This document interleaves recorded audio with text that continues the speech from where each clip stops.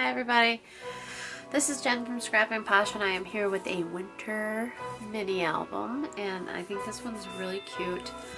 It's not Christmassy, it's just wintry. And this is the Arctic Winter collection from DCWV.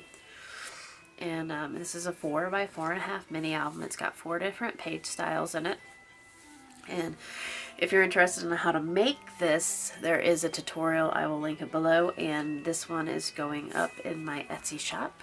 So also, if you're interested in purchasing said album, I will link that down below. And I really like this one because it's just like lots of bright blues. And if you watch me a lot, you will know that I like to color code things.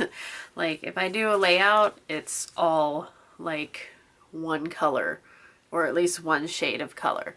And I love this blue plaid too.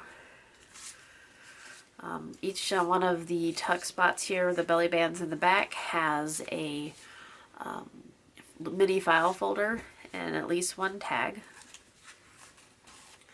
Each pocket has a large tag, and most of the photo mats and the large tags measure 3.5 by 2.5, so they're good for 3x2 photos. And the mini file folders are 3x2 on each side, and then plain in the back. So you'd have to crop a little bit more, or of course you can use them for journaling. And how cute is that? I don't think I could ever cover that little seal up. It's so cute. This one's a bit wrinkled. It got a wrinkle in it, but I left it in there because if you cover that up with a picture, you won't see. This is a thin paper pad, so you know how the thin paper pad is. The good news is that it won't bulk up your album. Like, you have room to put a whole bunch of pictures in here. And if you have any questions at all on how to decorate this album, there is I do a tutorial on the same exact album. It may be I'm pretty sure it's the same exact style album, on how to put pictures in it. So if you just can't imagine pictures going in it, then that's what that tutorial's for. I'll link that below too. How cute are these little guys?